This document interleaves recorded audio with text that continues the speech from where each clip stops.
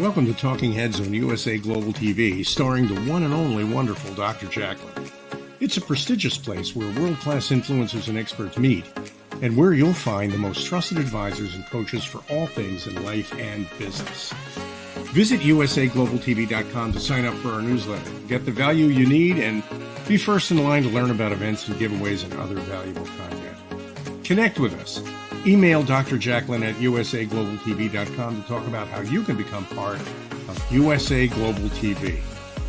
That's USA Global TV, where the doctor is always in. Hello, everyone. Good afternoon, good evening, or good morning. We are so happy to have you wherever you are joining us in from the world. This is USA Global TV and Business Talk Radio. I'm Dr. Jacalyn Kerbeck, and our show today is the Listening Mentor. Wow, what is this all about?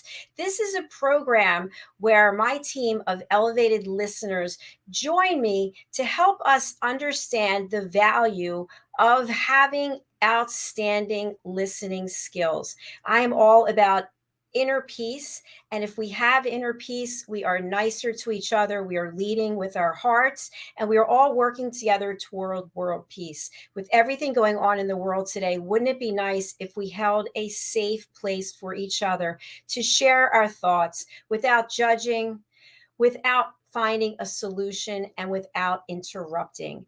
I am very excited to announce that my new co-host, Madeline Chan, will be joining us on USA Global TV as a co-host on The Listening Mentor. She and I partnered together to bring courses for the power of listening, parts 3 and 5, the intuition of heart, as well as the union of breath, voice, and listening. Now let's get on to our show for today. Joining me is Caroline Heward. She is the Harley Street stress expert. This woman is the person you want to call if you want to get rid of your stress. Do you want to keep carrying it around, all the anxiety going into your life, just going through life like a zombie? No, get rid of the stress. Work with Caroline. She's here today to talk to us about our inner critic. Let's welcome her to the program. Hi, how are you? Hello. Good to be back again. Nice to see you. I know. Thank you so much. It's always a great show with you. You bring wonderful insights. And I just shared with our audience, if they're joining us for the first time, you are the Harley Street stress expert. What does this mean, Caroline? In London, England, there is a famous street called Harley Street. And it's the street where all the main doctors and good complementary therapists and alternative therapists reside. You have to have a license to practice there. So my credentials have been checked out by the board of medical advisors, and I've been deemed to be good to go and to be practicing in Harley Street. So that's why Harley Street. Fantastic. Thank you. And last week we talked about something which was new to me, about gong baths. And I think that is just such a wonderful, creative way to be able to get in touch with our inner selves and our intuition. Today, we're going to be talking about stress and intuition. And you've shared with me that this is our inner critic. What do you mean by this? Do you know that voice that goes in your mind and it's kind of going, oh, you can't do that. You're not good enough. What are you doing this for? Oh, you'll never succeed. It's the voice that's in your mind that's kind of, you're going to do something, and then you get another voice in your head that says, no, you can't do that. You're not good enough. It's not going to work. It's you're wasting your time. It's that voice, the one that will kind of talk you out of a lot of experiences or a lot of things that you want to do. And how is it that we let this happen to ourselves? That, we're going down a path, and then we hear this voice that's just, you're not good enough. You're not good enough. Why do we even listen to it? Well, when we're born, we're not born with that voice. We're born with no voice, no mind at all. And then life happens, things happen, and we start to make a meaning behind what happens. So if somebody, for instance, gets angry with us, we then start to create a meaning behind what that anger is all about. And we make it generally about, oh, what did I do wrong?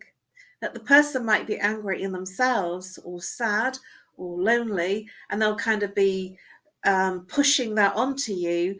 And without realizing it, we start to make a meaning that it's about us, and it's about something I did, something that I was wrong.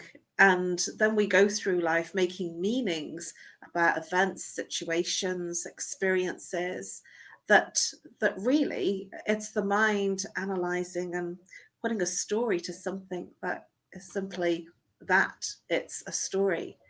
And no two people will see the same or know the same or hear the same story that you're placing on it. Yes, I agree. And here on USA Global TV, we have another show called The Power of Etiquette and Manners. And this morning we were talking about how you should treat people, how you show up with kindness. And so, in alignment with what you just shared, many times we are the receiver of something someone else is projecting onto us because they're not happy with themselves, or they're lost, or they're in a state of fear. So, Caroline, what are your thoughts about this? How do we work with this inner critic so that we can still show up and have respect and hold a space for another person without judging them for putting their problems on us? Well, this is kind of human, to err, is to be human. And we would naturally do that because we don't know any different. We're not taught to be or behave any differently. And so the way to do it is to literally respond, look at what your response is, and take on board what's yours. So if you're responding, reacting in a negative way, then whatever that is yours to handle. If it's like sort of water off a duck's back, I don't know whether you've heard that expression, it's a very British expression, but sort of somebody's kind of angry or shouting at you and you're just not kind of, making, you're not kind of getting torn up by it, you're not getting uncomfortable about it, you're not getting angry, you're not responding, then that's their stuff to handle, it's not yours. So whatever is going on, it's about your response and reaction. So that's how you can find out whether it's your stuff or the other person's imbalance, the other person's stuff that's going on for them. And if it is your stuff that's coming up, there is an anger in you or a sadness in you, and it's that you deal with. And it's whatever emotions and feelings come up for you in terms of what's not working, what's coming up in that moment that somebody's being angry with you. It's something that's in you that you've literally suppressed. You've pushed it down, and then it gets expressed in your external world. And when you go into the feelings and emotions, then there is no mind. There's no angst. There's no stress. You literally go calm. And so when it does happen, it's about handling what's yours and going into the heart.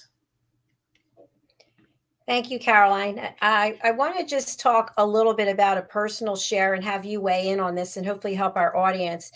We can't always be in the best mood, right? We can't always be at the top of our game. And one thing that I've realized through the work I've done on myself, and I'm continuously doing more work, is I know when I don't feel right in my own skin. I know when I'm off because maybe I didn't get enough sleep, or maybe I worked out too much, or I didn't eat the right food, or people are dinging my phone all night, whatever it is. And so what I now do is I before I interact with anyone, I take a few moments to pause. I do some smiling, right? Smile. And then if I still feel it resonating, I'll actually say to my mother, my family members, I just want to let you know, I'm not in a great mood right now. So I'd like to just ask that I just take a half hour by myself and just deal with it. What are your thoughts about that? That's a good strategy to take Yeah. space, because if you need, and it might be your mechanism of finding that that's the way that you take your space. So it might just be that you have like a protection mechanism that says, well, I'm feeling a bit off, therefore the meaning is I take space. I did have a client that she would, when she needed to take space, she had a family, children, and a live-in partner. And what she would do is get a migraine. Mm. And with a migraine, you have to take space. You have to literally go into a darkened room, shut the doors, shut the windows, close all the light out, and you lie down. And so we all have our ways of taking space, and for me, I will, when I take space, I'll put something that's, sort of makes me feel good, like a song, I'll sort of, there's some channels on Freeview actually, because I don't watch much television, but I will put my Freeview on. And there's a couple of channels that I found. One plays 70s music, one plays 80s music. And there I am, I'm in my element. That's my favorite music also. Well, So, Caroline, here's what I also want to discuss with you, because there have been times in my life and I've actually done this to people as well when I was in relationships, where you can tell they're off or I'm off. And then the other person feels like they're assisting you by trying to drill down to what it is that you're feeling. Now, if you're working with a professional, if I have a consultation with you, if I have a coaching session with you, that makes sense. But to me, in general, in a family situation or work situation, I find that to be more annoying, because I know that there's something going on. I'm actually taking it and putting it into a compartment, right? I'm going to come back to it. But right now, I'm doing something else. And whereas somebody feels like, oh, we need to get at this right now. No, I don't want to get at it right now. So what are your thoughts about that? that's a really, really good question. It happens to everyone, it doesn't matter who you are, even me, so it's normal, it's human, especially when you're interacting in family, and you're together all the time, or in a relationship. Now, this is what I would call a control drama. So there will be somebody that's passive and somebody that's aggressive. That's how we steal energy, because we haven't been taught how to gain energy. So what happens is that when the person becomes aloof, so kind of distancing themselves and not speaking, not communicating, that creates an interrogator. So when somebody's aloof and kind of taking their space and just walking off or not speaking, the other person becomes, well, what's the matter with you then? What's the problem? Have I done something? Well, what's the issue here? Is it the food? Do you not like the company? Who upset you? And whatever it is, they will just keep asking questions. And the interrogator wants to know what's wrong. And they're not saying it because they're being mean to you. They're feeling that a discomfort in the fact that you've gone aloof and you've taken your space. Energetically, you've literally left their space, and they're feeling uncomfortable and wondering what's wrong. And so somebody who's aloof will create somebody asking lots of questions. How do you dissolve that? Because it is a control drama that happens all the time. And this is how we take energy from one person to another. So how we do it is to literally become aware that we're doing it, to become a witness to that behavior. And then we become witness to it, that the person has gone into their cave, taken their space. The other person then comes out of their space and goes into the cave to start asking questions because they feel they did something wrong. And it's just stop that in the moment it happens and literally just say, do you know what? I'm feeling a bit out of sorts. I just need to take some space. I'm just going to put my headset on, listen to my favorite music. I don't know what it is. I've just woken up with an off day. Nothing to do with you. I just need to take whatever space that I need. So making sure that the other person knows that they haven't done anything to upset you. So it's about communication. It's about expressing what's going on for you so the other person realizes it's nothing that they did wrong. Yeah, I think that's a great point, is that we need to make the other person aware that it's not about them. Yeah. But now you're making it about you, right? Yeah. Because now I've asked for the space, and now you still keep coming, and you still keep coming. And I think that that's another idea of setting a boundary. Yeah. Yeah. When the person keeps coming, it's because there's some dispute, there's something that's happened that's made the person take the space, being aloof, and then that creates the person. So if there has been an upset and the person that's aloof, that doesn't want to speak, doesn't want to connect, just wants to take space, and I call that, going into your space, your cave, so taking yourself out of that dynamic of the two people. What will happen is, if the other person is feeling they did something wrong, they will literally keep coming because they will feel their energy has drained, and they will want to know why. And this is what I call the energy dance, where you're literally, the person that's aloof takes the energy. And so the person that is interrogating is asking the questions, wants the energy back. So they're trying to get the energy by literally finding out what's wrong. And I call it the energy game.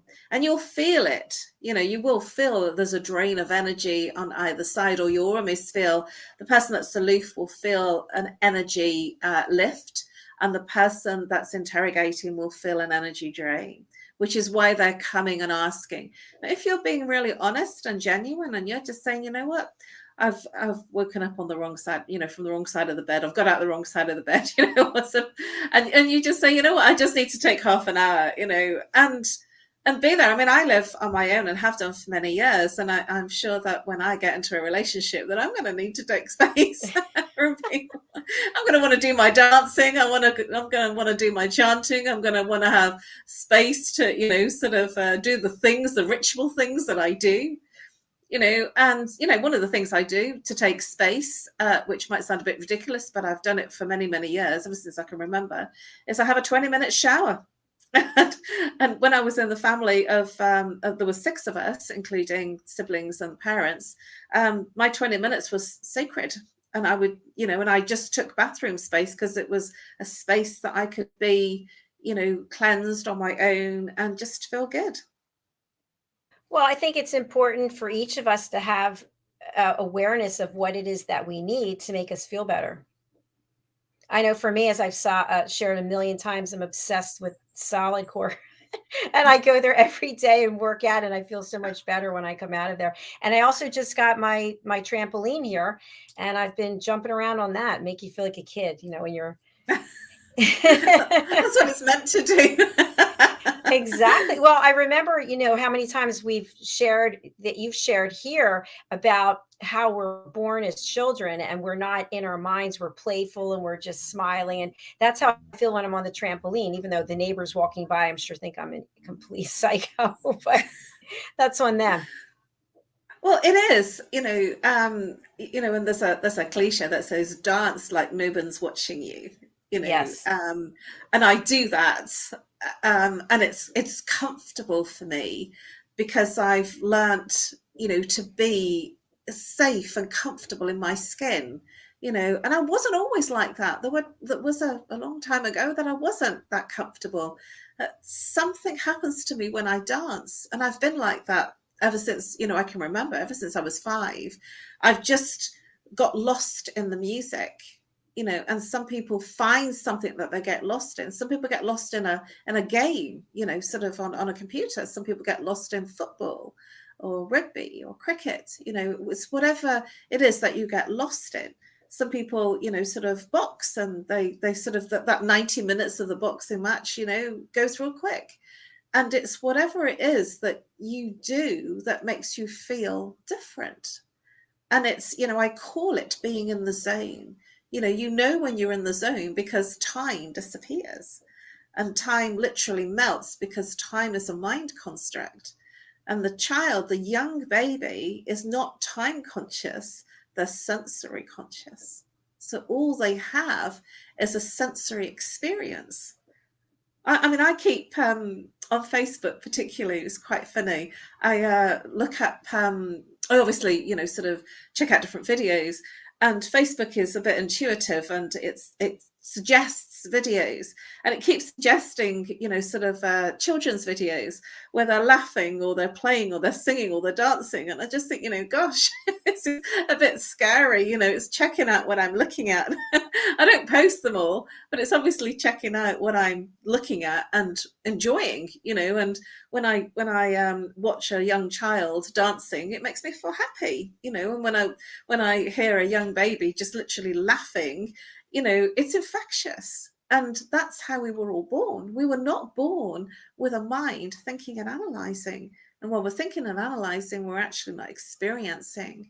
And because we're not experiencing, we're analysing and thinking the experience through our mind, and then we're not experiencing through our sensories. And so we don't feel the experience.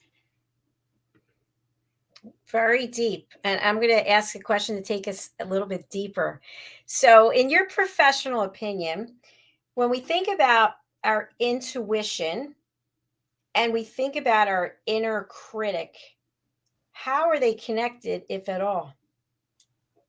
They're very connected, because the inner critic, the negative voice, and that negative voice, oh, you can't do that, what are you messing about, just stop wasting your time, or you want to go for something and it feels really exciting, and then the inner critic comes out and it says, oh, don't be so stupid, you're not good enough, you'll never do that. And the one that's always sort of arguing with you in your head, it's like your own worst enemy. And really, that is that something has happened that has made us feel like that, and questioning our confidence about doing something and questioning our ability. And it's something that's happened, something that we've experienced. And it kind of takes over from the intuition, in a sense that it becomes the guiding light to your experiences and what you decide to do. And when you're in your intuition without that inner critic, then the intuition will almost say, it'll be kind of like a gut feeling. I feel good about this, or this feels good for me to do, or I like the sound of that. It's a sensory experience of feeling that something's right. There are many dances that are around in London, but there's only a few that I will go to. I know that might sound really crazy. There are many, and it's got to feel right for me. There was certainly one dance I can think of that I kept looking at it. I spent hours and hours looking at it, reading the descriptions. This looks good. It's got all the right words, and it didn't. There was something jarring that didn't feel right, and so I never went. And then I found out something about the person that was leading it that made me realize, yes, I was right. It wasn't right for me to go. And that's the intuition. It's like sort of your gut feeling, your sensory of, you want to call it sixth sense, that something feels right, something feels good, and something doesn't feel good. And you don't know why. It's that sensory perception of what feels right for you or doesn't feel right. It's almost irrational. And the mind, especially if you're very analytical, will do its best to logicalize, to find out what it is that's right or wrong about it. Thank you, Caroline. And you and I have discussed this before, but I'd like to just broach it again. There have been times in our lives when we didn't listen to our intuition. And as a result of it, health issues or mental health awareness becomes important. Maybe we make a decision to do something that doesn't feel right, but we do it anyway. So, would you share with our audience, when was it you knew that you were going down the right path and listening to your intuition on a regular basis? It felt good. Everything just became aligned. People started walking into my life that I was aligned with. And the people that I became misaligned with or unaligned with in that time, literally, I landed up in battles with, and they left my space. And it wasn't that either of us did anything wrong. It's simply that when you're following your true path, what it will do is it will literally push people out of your life that aren't in alignment with where you're going and who you're being, because everything is vibration. We are frequency. And so when you're in your band, your radio bandwidth of frequency, then what doesn't resonate in that frequency will literally clear out. So that relieves room for other things that are much more aligned with your frequency to come in. And everything is frequency, vibration.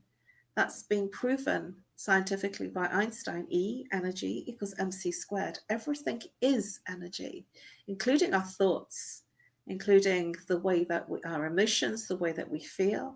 If we're feeling sad and lonely, that's a low vibration and that's a low frequency, and then we will attract similar kinds of people in that vibration. When we're in joy and gratitude and love, compassion, that's a different frequency, that's much higher, and then that's more joyous and we feel good. And our natural frequency is a frequency of bliss and joy, because that's how we were born. That's why babies giggle and laugh, because there is no bad in there. There's only feeling joyous. Thank you, Caroline. I would love for you to share with our audience, when you work with people, what is that experience like? And then what is this 30-minute Zoom stress buster consultation all about? Well, people are usually, they come to me because there's something wrong, so they're not sleeping, they've got a physical ache and pain, like neck pain, back pain. They've got relationship problems, so there's something not working, like a separation or a divorce. There might be a bereavement. So there's something that's not working in their life. And we all are human and we all have things that aren't working. It could be something to do with work or a partnership, a friendship. We all have stuff that's going on. And whatever it is, they're usually reaching out saying something like, I'm not sleeping. And essentially what I will do is I will, through a very, very short amount of questioning, find out what the root cause is, how long they've had the problem.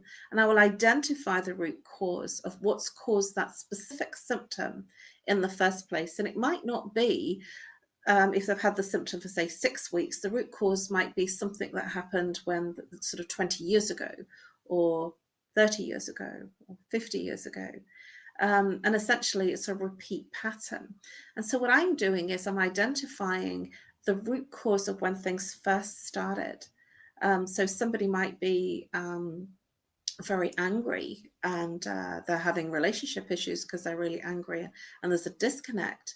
And that disconnect and that anger could be from something that happened when they were, sort of pre-10, for instance, that they've forgotten about. They've just kind of got on with things. And so it's very alluring, because when you have an insight and awareness, then whatever that is, that symptom can literally shift, and you will feel lighter, different, easier, calmer. The mind goes peaceful. You'll almost feel like a weight's been lifted off the shoulders, and feel a sense of like a liberation. It will give you whatever comes up in the session, it will give you an incredibly deep and restful sleep, because we're all carrying stuff. And even I have people that I go to. I have an incredible mentor. And when there's things not working for me, that's where I go, because we can't see our own stuff. We can be in it. We might be, aware like I am, because I've done lots of work. But while you're in it, in the same consciousness that you created the problem, it's not so easy to solve the problem in the same space that you created it. And essentially, the person in that 30 minutes, they'll have one or two symptoms that they'll reach out because there's a problem, and they will feel calmer, restful, easier, they'll sleep better. And then obviously we're not just walking around with one or two symptoms. So they might want, more, they might want more relaxation, because there's another thing that's going on in their life, and there's another ache and pain that they want to resolve. And so if they want more, then they come back, and then we work out, a program so that I can work with them and help them. You do fabulous work. Thank you for that. And I enjoyed working with you myself, and we'll be coming back for more sessions. So I think people should just be honest with yourself. We can't know everything. We can't figure everything out ourselves. And it really does make sense to work with mentors, coaches, professionals who can help take you to the next level. And someone like Caroline, who's extremely well accomplished, she knows what she's doing, and you're going to feel better after you work with her. So, what are you waiting for? Thank you. Oh, you're so kind. Thank you. I mean, I love what I do, and I do what I love, and it's because I've solved a lot of my own problems, a lot of my own challenges with stress, anxiety, depression. Because I thought I got it all together, being successful in corporate, but I hadn't, and I feel happier now. Yeah, there are things that come up, because it's life, it's human, there are things that come up. We're not solved, and certainly after 2 decades, I'm not completely, untouchable. I mean, but I'm evolving, and we all are. And with the different challenges that come up, we break through different things. And I feel amazing that I always find very incredible people to work with, people that have more than me, because if I'm not looking after myself, then why would people come to me? And so, I do my dancing. I'm dancing this weekend. Oh, absolutely. I'm ecstatic dancing on Sunday, and I'm going to a cacao ceremony, and I'm doing a gong bath as well. I'm going to have a really good Sunday. Sounds phenomenal. But I'm doing things that make me feel good. Yes. And they're not involving, the normal things that a lot of people are doing, like sort of drinking, smoking, taking different substances. I'm actually going inside to feel good outside. So when I dance, and I'm going to an old haunt, actually, not very far away from where I live, and literally going to be dancing with 100 other dancers. And it's a dance meditation. And, that's simply one of my things that I feel great, when I do it. And I call it blissed out. That's my term for, what I feel at the end. Some people will say euphoric. Some people might describe it as feeling really high or feeling really good on life. And there's something in that I have, sort of like a nice addiction. I have an addiction to feeling good, and I'm doing it in the most natural way that nature intended us to be. With that, and it's actually a cheap way to live, because I'm not spending a lot of money on alcohol. I'm a cheap date because a couple of glasses of wine and I'm cooked.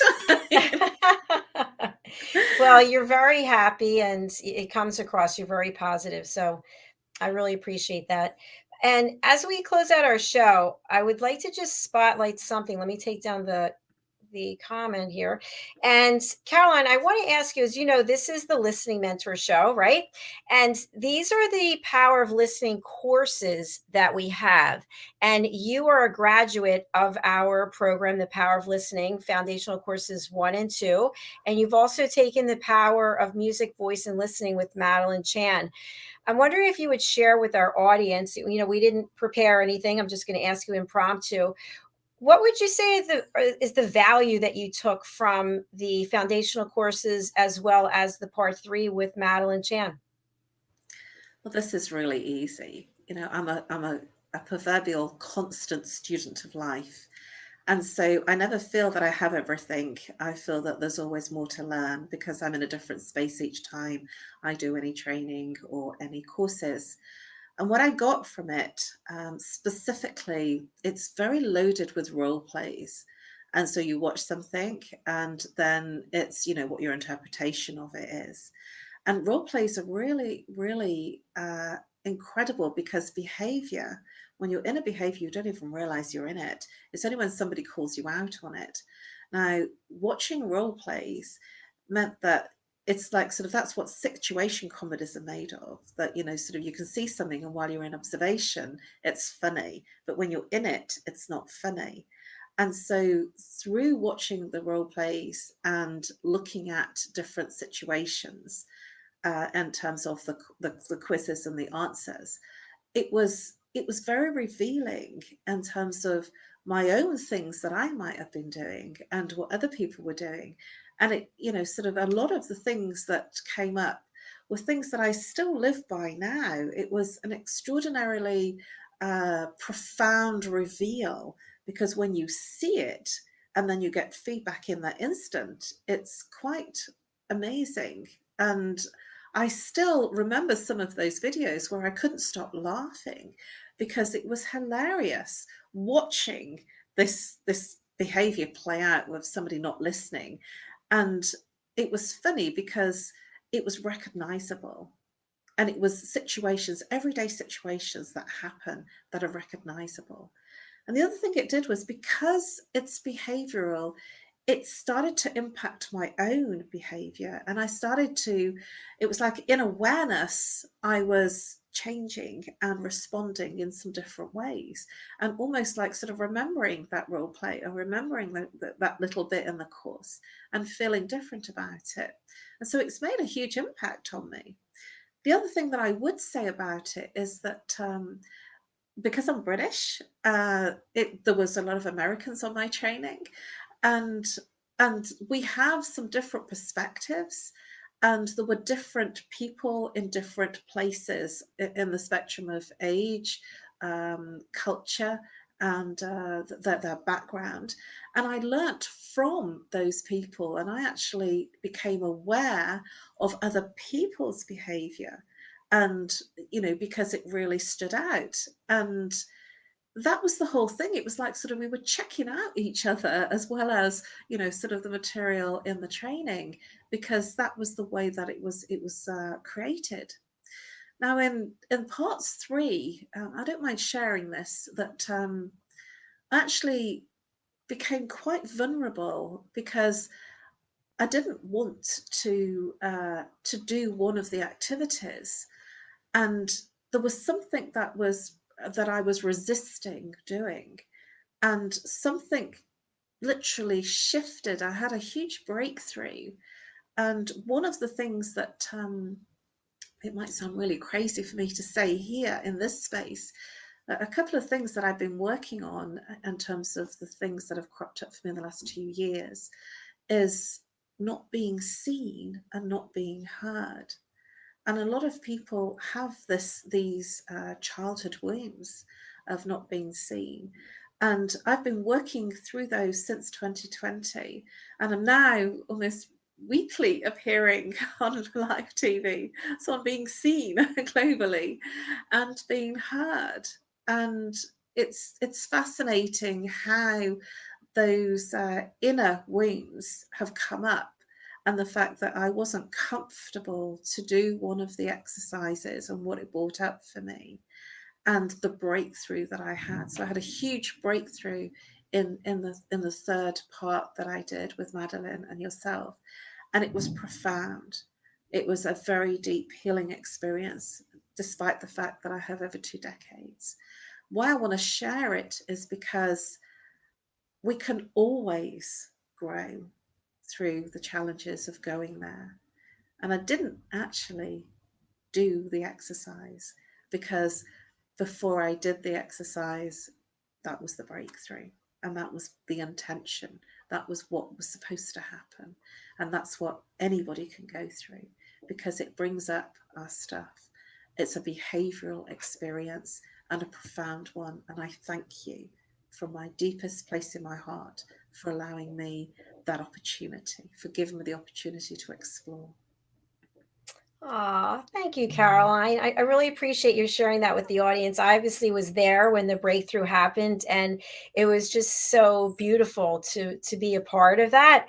And I'll share that, now I spend about 20 hours a week actively listening, which, by the way, it's not easy to actively listen. So when I'm on the show, there's no script. Obviously, I'm in charge of production and running these computers and this board. So at those moments, I'm not listening intently, but I have to listen all the time. And I realized before I started doing this, people always said I was a really good listener, but I myself realized that I would be multitasking while I was listening.